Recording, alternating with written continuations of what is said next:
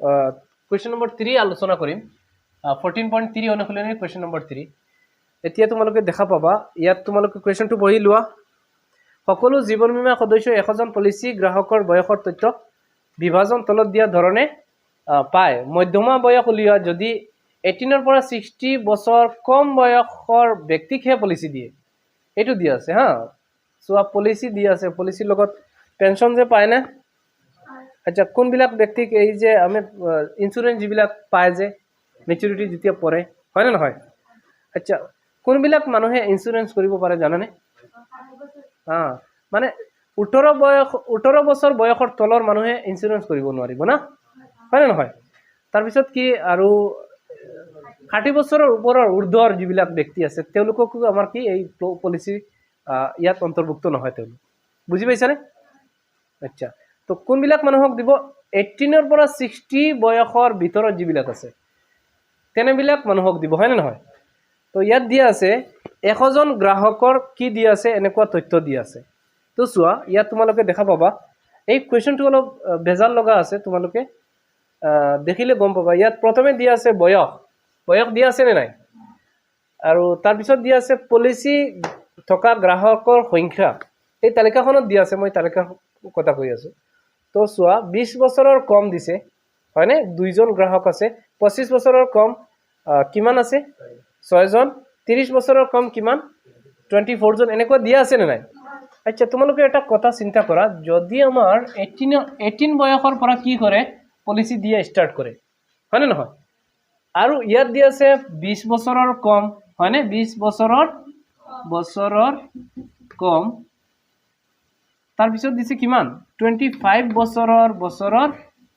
বছৰৰ কম এনেকৈ দিয়া আছে তো ইয়াৰ ডিফাৰেন্সটো কিমান দেখুৱাই আছে 5 হয় না নহয় তো প্ৰথমটো সব 20 বছৰৰ কম ইয়াত 5 কমাই দিলে কিমান হ'ব 15 হৈ যাব হয় না নহয় যদি আমি ক্লাসটো ওলাব লাগে 15 হৈ যায় কিন্তু 15 বয়সৰ ব্যক্তিক আমাৰ পলিচি দিয়ে নে নিদিয়ে সেই কাৰণে আমি প্ৰথম সেমই ৰাখিম এনেকুৱা ৰাখিম 20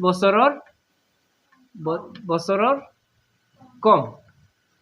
কম ৰাখি দিম ঠিক আছে আৰু যেহেতু তাৰ পিছৰ পৰা চোৱা 5 ডিফাৰেন্স আছে নে নাই তাৰ পিছত কি হ'ব 5 ডিফাৰেন্স কৰিলে পিছত কি এইটো আহিব ইয়াত আৰু এই 25 টো ইয়াত পিছত হ'ব 25 এনেকুৱা বছৰ এনেকুৱা দিব পাৰিম হা তো আমাৰ ক্লাসটো এনেকুৱা হৈ যাব যেহেতু কিমান ডিফাৰেন্স আছে 5 ডিফাৰেন্স আছে ন তো 25 ৰ পৰা 5 কমাই দিলে 20 হ'ব তো 20 ৰ পৰা কিমান হ'ব 25 তাৰ পিছত চোৱা তো 25 ৰ পৰা কিমান হ'ব 30 হ'ব হয়নে হয় নহয় তাৰ পিছত কি হ'ব 30 ৰ পৰা 35 5 ডিফাৰেন্স আছে সেই কাৰণে আমি 5 বৃদ্ধি কৰি আছো এটাৰ পৰা হা আৰু 35 ইয়াত আহিব 35 ৰ পৰা 42 কিমান হ'ব 45 হ'ব 45 ৰ পৰা 50 কিমান লৈকে লাষ্ট আছে 60 লৈকে আছে না তো 50 ৰ পৰা কিমান হ'ব 55 হ'ব তাৰ পিছত কি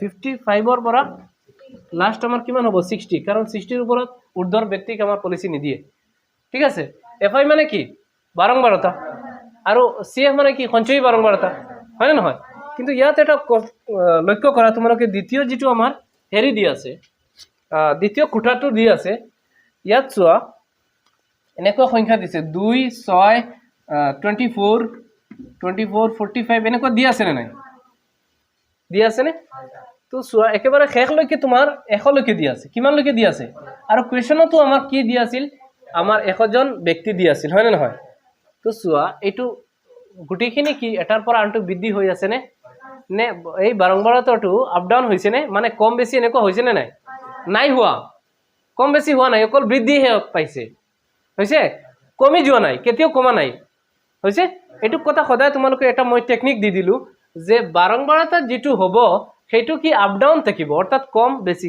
এনেকুৱা থাকিব কিন্তু সঞ্চয়ী বাৰংবাৰতা যেটো থাকিব অৰ্থাৎ সিএফৰ কোটা সেইটো সদায় কি বৃদ্ধি গৈ থাকিব অকল বৃদ্ধিয়ে পাব এটাতকৈ আনটো কি নকমে হা বৃদ্ধি এনেকুৱা থাকিব বুজি পাইছানে আৰু কোৱেশ্যনতো আমাৰ দিয়া আছিল লাষ্ট কিমান 100 জন ব্যক্তি হয় না নহয় আৰু ইয়াতো আমাৰ কি হ'ব লাষ্ট কি দিয়া আছে 100 জন দিয়া আছে না নাই সেই কাৰণে কি আমি এটো ভাবিব লাগিব এটো আমাৰ কি দিয়া আছে এটো আমাৰ এফআই নহয় অৰ্থাৎ বাৰংবাৰতা নহয়, এইটো সিএফৰ কোটা আমাক দি আছে।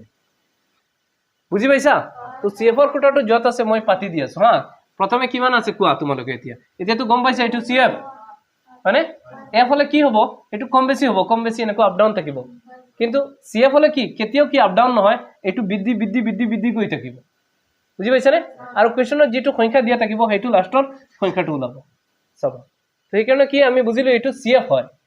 তো প্ৰথমে কি দিছে, সিএফৰ মান 2 দিছে, তাৰপিছত কি 6, তাৰপিছত কি 24 সিধা কৰি আছে না, ৰবা অলপ মই সিধা কৰি আছো, ঠিক আছে না।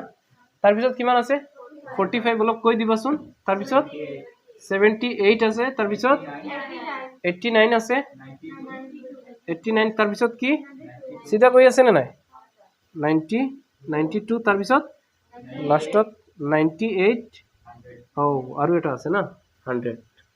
আচ্ছা মই এক কাম কৰোঁ তোমালোকৰ সুবিধাৰ কাৰণে এইটো মই অলপ হেৰি কৰি দিওঁ, তালিকাবদ্ধ কৰোঁ, এইটো চিন দি দিওঁ, তেতিয়াহ'লে তোমালোকে বেজাল নালাগিব, এটা লাইনৰ পৰা আনটো লাইন পৃথক হৈ থাকিব, ঠিক আছে।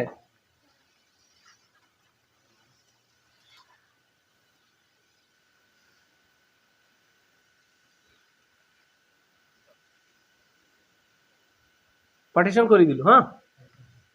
পাৰ্টিশ্যন নকৰিলেও হ'ব যদি চিধা থাকে, মই ভাবিলোঁ তোমালোকে হয়তো বুজাত অসুবিধা হ'ব, সেইকাৰণে মই চিধা কৰি দিলোঁ বুজাত সুবিধা হোৱাৰ কাৰণে।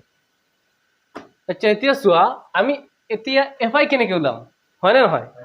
আচ্ছা এফ আইৰ পৰা চি এফ কেনেকৈ ওলাইছিলোঁ যোগ কৰি হয়নে?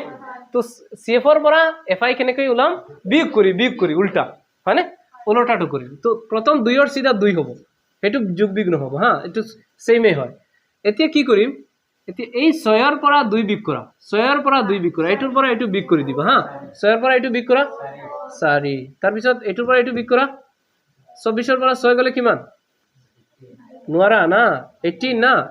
এতিয়া এইটোৰ পৰা এইটো বিয়োগ কৰিম, চোৱা শৰ্টকাট কৰি দিম হা, 5ৰ পৰা 4 গ'লে কিমান 1, 4ৰ পৰা 2 গ'লে 2, তাৰপিছত এইটোৰ পৰা এইটো বিয়োগ কৰিবা হা, 8ৰ পৰা 5 গ'লে 8ৰ পৰা 5 গ'লে কিমান 3, তাৰপিছত চোৱা 7ৰ পৰা 4 গ'লে কিমান 3, তাৰপিছত এইটোৰ পৰা এইটো বিয়োগ কৰিলে এইটো ওলাব হা, 9ৰ পৰা 8 গ'লে কিমান থাকিব 1 থাকিব, 8ৰ পৰা 7 গ'লে কিমান 2, 9ৰ পৰা 2ৰ পৰা 9 নাযায় হয়নে, 8ৰ পৰা 7 গ'লে 1 থাকিব না। আচ্ছা তোমালোক চালাক হৈ গৈছে আজিকালি না।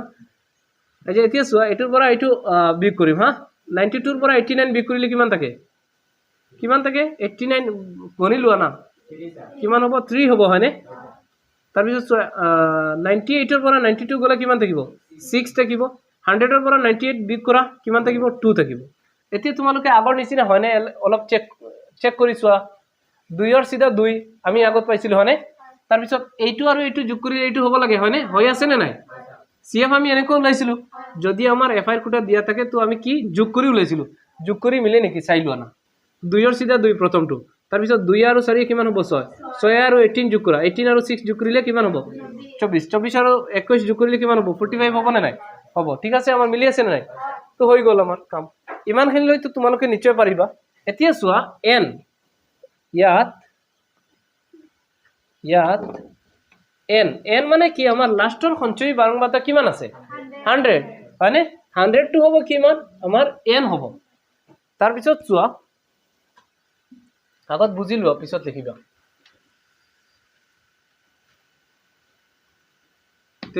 n/2 কৰিব লাগে, কি কৰিব লাগে n/2, বুজি আছা না, n/2 এনৰ মান আছে কিমান 100 আছে নে নাই 100 ডিভাইডেড বাই কিমান 2, 2 10ত কিমান বাৰ যায় 5 বাৰ, 2 শূন্যত 0 বাৰ যাব না 50 হয়নে। তো এনৰ মান কিমান ওলাইছে 50। এতিয়া মন দিয়া সেই আগৰ নিচিনাই 50 সংখ্যাটো আমাৰ কোনটো চিএফৰ ভিতৰত প্ৰথমে অন্তৰ্ভুক্ত আছে। তো চোৱা মই দেখুৱাই আছো, 2 ভাঙিলে কি 50 পোৱা যাব নেকি, কেতিয়াও নহয়, 6 ভাঙিলে নহয়, 24 ভাঙিলে এইটো সৰু আছে 50তকৈ সৰু, সেইকাৰণে 50তকৈ ডাঙৰ হ'ব লাগিব, কোনটো আছে প্ৰথম এইটো 78, তো 78ত আমি এইটো ভাঙি দিলে 50 ইয়াৰ ভিতৰত পাম নে নাই, সেইকাৰণে আমাৰ এইটোৱেই হ'ব কি আমাৰ বহুলক নহয় মধ্যমা শ্ৰেণী, এইটোৱেই হ'ব কি আমাৰ মধ্যমা শ্ৰেণী, বুজি পাইছা না। এইটো অলপ তলফালে চিন গ'ল, মই তোমালোকক চিন দিছোঁ এই উদ্দেশ্যে যে তোমালোকে মধ্যমা শ্ৰেণীটো চিনাক্ত হ'ব লাগে। এতিয়া চিনাক্ত হৈছেনে? তো আমাৰ লাগিব এতিয়া কি আমাৰ সূত্ৰত যিবিলাক আমাৰ কি আছে পদ আছে সেইবিলাক আমাৰ লাগে। কি আছে এল আছে চি এফ আছে হয়নে নহয়, এফ আছে তাৰপিছত এইচ আছে হয়নে। তো চোৱা প্ৰথমে আমি এফ ওলাই দিম। F is equal to F মানে কিমান, এফ মানে হৈছে যিটো মধ্যমা শ্ৰেণী আছে এইটো মধ্যমা শ্ৰেণী ন, মধ্যমা শ্ৰেণীৰ বাৰম্বাৰতা মানে মধ্যমা শ্ৰেণীৰ এফ আইৰ মানটো এইটো হয়নে, মাজৰ খুঁটাটো বুজি পাইছা। তো কিমান আছে 33 তাৰপিছত কি আমাৰ লাগে কি এল, এল মানে কি লয়েষ্ট ক্লাছ। তো আমাৰ ক্লাছত আহি যাম মধ্যমা শ্ৰেণীৰ ক্লাছত আহা আৰু সৰু মান কোনটো আছে 35। তো 35টো আমি ৰাখিম ইয়াত 35। তাৰপিছত লাগে আমাৰ চি এফ, চি এফ মানে কি সঞ্চয়ী বাৰম্বাৰতা হয়নে নহয়। এতিয়া কোনটো সঞ্চয়ী বাৰম্বাৰতা, যিটো মধ্যমা শ্ৰেণী আছে তাৰ ওপৰৰ লাইনৰ সঞ্চয়ী বাৰম্বাৰতা ঠিক আছে। তো মধ্যমা শ্ৰেণী এইটো ন, এনেকুৱা যাবা এনেকুৱা লৈ ল'বা, এইটো লৈ ল'বা ঠিক আছে। বা এতিয়া মই টেকনিক দি দিওঁ তোমালোকক, এনেকুৱা কোনাকুনি গ'লে এইটো হ'ব কি এল আৰু এইটো হ'ব কি চি এফ হা। এইটো কিন্তু তোমালোকে যদি কোনোবাই নোৱাৰা তেনেহ'লে এইটো এনেকুৱা মাৰি দিবা। তোমাৰ প্ৰথমে কি কৰিবা এফ ওলাই দিবা, এফৰ এই কোনাকুনি গ'লে কি এল আৰু ইফালে কোনাকুনি গ'লে কি চি এফ হয়নে। তো চি এফৰ মান কিমান হ'ব 45 হ'বনে নাই 45। আচ্ছা এইটো মই মুচি দিওঁ, এইটো তোমালোকে টেকনিক মাৰিলে মাৰিবা কোনো অসুবিধা নাই। আৰু কিমান লাগে আমাৰ এইচ লাগেনে নাই, এইচটো মানে কি হাইট, ক্লাছটো কিমান বৃদ্ধি পাইছে। চ' 35ৰ পৰা 40 কিমান বৃদ্ধি পাইছে 5 পাইছে। তো 5 আমি লিখি দিম। এতিয়া আমাৰ লাগে কি এতেকে মধ্যমা লাগে, কি লাগে ৰে মধ্যমা। মধ্যমাৰ সূত্ৰটো কি আছিলে L plus n/2 minus C F divided by F into H. আমাৰ মোৰ মান কেইটা জাগা হ'ব নেকি ইয়াত। আচ্ছা মই অলপ ইফালে লৈ আহিম, সমান চিনটো ইয়াত দি আছোঁ হা, তোমালোকে বুজি ল'বাচোন। এলৰ মান কিমান আছে 35, অলপ সৰুকৈ দিছোঁ 35 প্লাছ ইফালে চোৱা n/2 মান কিমান আছে 50 আছে, মাইনাছ চোৱা মাইনাছ চি এফৰ মান কিমান আছে, চি এফ ক'ত আছে 45 ডিভাইডেড বাই এফৰ মান কিমান 33 হয়নে। আৰু ইনটু কি আছে এইচ চোৱা এইচৰ মান কিমান 5। এতিয়া চোৱা 33 নহয় চৰি 35 চেম বহাই দিছোঁ প্লাছ এইটো এতিয়া বিগ কৰিম 50ৰ পৰা 45 বিগ কৰিলে কিমান থাকে 5 থাকে, আৰু তলত কিমান আছে 33 ইনটু কি আছে 5 আছে হয়নে। 35 প্লাছ এইটো চোৱা তলত কিমান আছে 33 হয়নে নহয়, আৰু এইটো পূৰণ কৰি দিবা 5 আৰু 5 পূৰণ কৰা কিমান হ'ব 25। 35 এইটো হৰণ কৰিব পাৰিবানে তোমালোকে। আচ্ছা হৰণ কৰিব পাৰিলে বেছি ভাল, এইটো মান চোৱা মই হৰণ কৰি ডাইৰেক্ট বহাই দি দিম। আচ্ছা এইটো হৰণ মাৰিলে আমাৰ কিমান হ'ব চোৱা 0. কিমান হ'ব 757 এনেকুৱা হ'ব হয়নে, তাৰমানে 7575 এনেকুৱা ওলাই থাকিব। তো এতিয়া চোৱা লাগিলে পিছৰখিনি দিলেও পাৰিবা নিদিলেও হ'ব। আচ্ছা 757 মই আৰু এটা দি দিছোঁ, তেতিয়া তোমালোকক অলপ বুজাই দিম। তো 35ৰ লগত এই শূন্যটো প্লাছ কৰা, কাৰণ এইটো এটা গোটা মান হয়নে, গোটা মানৰ লগত এই শূন্যটো প্লাছ হ'ব মাত্ৰ। 35 আৰু শূন্য প্লাছ কৰিলে কিমান হ'ব 35 হ'ব, আৰু পইণ্টৰ পিছত এইখিনি থাকিব, লাগিলে যোগ কৰি মই দেখুৱাই দিম তোমালোকক ইয়াত কিমান হ'ব 757 ঠিক আছে। আচ্ছা তাৰপিছত চোৱা 35 পইণ্ট এইটো 75 3 নম্বৰ অংকটো চাবাচোন দশমিকৰ পিছত, যদি এইটো 5 বা 5তকৈ ডাঙৰ হয় তো ইয়াৰ লগত 1 প্লাছ কৰি দি দিবা, তেতিয়া হ'ব কিমান 76 হ'ব, বুজি পাইছানে। তো এইটোই হ'ব কি আমাৰ মধ্যমা, নিৰ্ণয় মধ্যমা 35.76 ঠিক আছে।